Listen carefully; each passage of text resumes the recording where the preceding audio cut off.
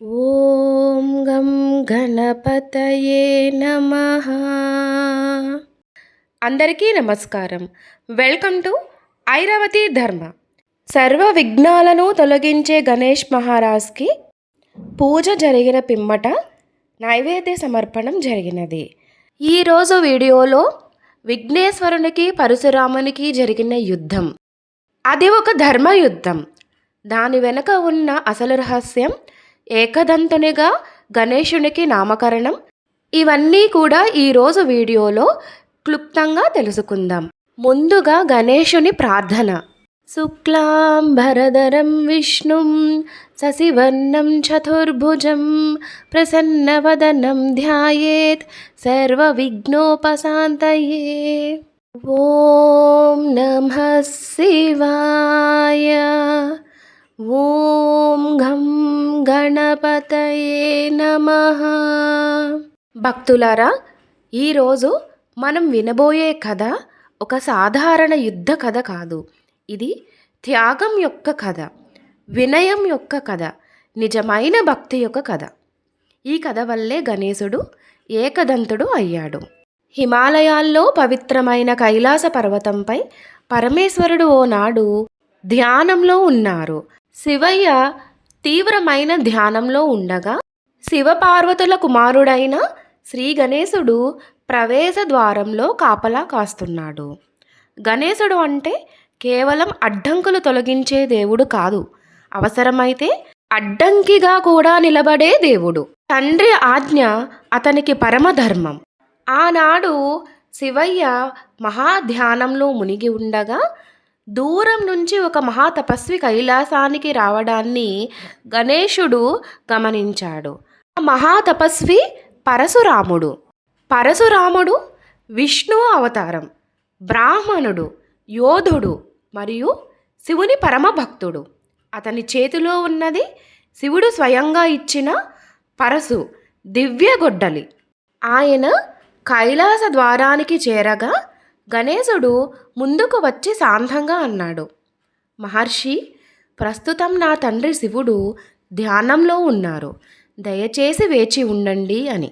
ఈ మాటలు పరశురాముని అహంకారాన్ని తాకాయి. అప్పుడు పరశురాముడు, నేను శివుని భక్తుడను, నన్ను ఆపే హక్కు నీకెక్కడిది అని అనగా గణేశుడు శాంతంగా అక్కడ నుండి కదలలేదు. ఇక్కడే అహంకారం కర్తవ్యాన్ని ఢీకొంది, భక్తి భక్తిని ఢీకొంది. పరశురాముడు కోపంగా అన్నాడు, దారి ఇవ్వకపోతే యుద్ధానికి సిద్ధమవ్వు అని. గణేశుడు చిరునవ్వుతో అన్నాడు శాంతంగా, ధర్మం కోసం యుద్ధమైనా నాకు అభ్యంతరం లేదు అని. ఇక మహాయుద్ధం ప్రారంభమైంది. కైలాస పర్వతం కంపించింది. దేవతలంతా ఆకాశం నుంచి చూస్తున్నారు. పరశురాముడు తన శక్తినంతా ప్రయోగించాడు, కానీ గణేశుడు ప్రశాంతంగా అన్నిటినీ తట్టుకున్నాడు. ఇది విజయం కోసం యుద్ధం కాదు, ఇది ఒక ధర్మ పరీక్ష. ఆఖరికి పరశురాముడు తన పరశువును విసిరాడు. ఆ క్షణంలో గణేశుడు ఒక విషయం గ్రహించాడు, ఇది నా తండ్రి గారు ఇచ్చిన ఆయుధం, ఇది విఫలమవ్వకూడదు. అప్పుడే శ్రీ గణేశుడు నిశ్చయించుకున్నాడు. ఆ క్షణం శ్రీ గణేశుడు తన తలని వంచాడు. పరశు ఆయన దంతాన్ని విరిచింది. ఒక దంతం భూమిపై పడింది. పరశురాముడు అలా ఆశ్చర్యంతో నిలిచిపోయారు. తరువాత అతను ఎంత పెద్ద తప్పు చేశాను అని అతని మోకాళ్లపై కూలిపోయాడు. అప్పుడే గణేశుడు నవ్వుతూ అన్నారు, మహర్షి, మీ భక్తి పవిత్రమైనది. నా తండ్రి ఆయుధాన్ని గౌరవించేందుకే నేను ఈ త్యాగం చేశాను. మీరు మదన పడకండి అని శాంతంగా చెప్పాను. ఆనాటి నుండి గణేశుడు ఏకదంతుడు అయ్యాడు.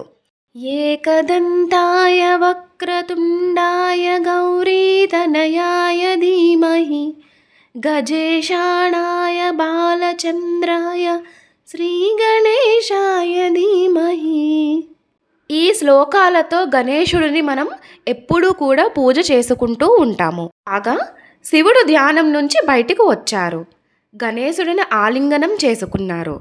శివయ్య ఇలా పలికెను, ఈ త్యాగం లోకానికి మార్గదర్శకం.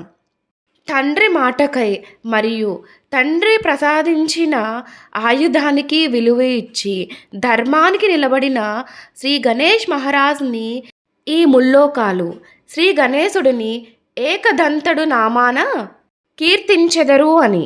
పైగా ఏకదంతుని నామంతో పూజించిన వారి ధర్మమైన కోరికలు అన్నీ కూడా గణేశుడు దగ్గర ఉండి నెరవేర్చును, తప్పక శుభం చేకూరును. మీ అడ్డంకులన్నీ తొలగిపోవుటకు ఏకదంతుడను పూజించండి.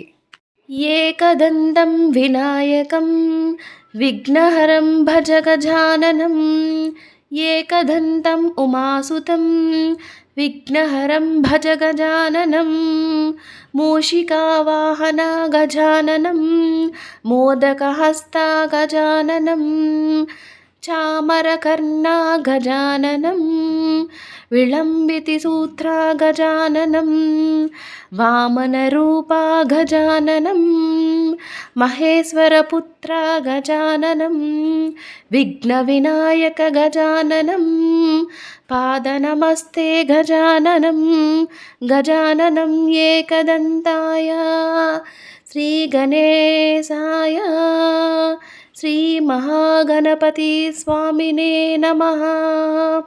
ఓం నమః శివాయ. ఓం శ్రీ పార్వతీ పరమేశ్వర పుత్రాయ నమో నమః. వీడియో నచ్చితే please like and subscribe, share చేయగలరు. ధన్యవాదములు.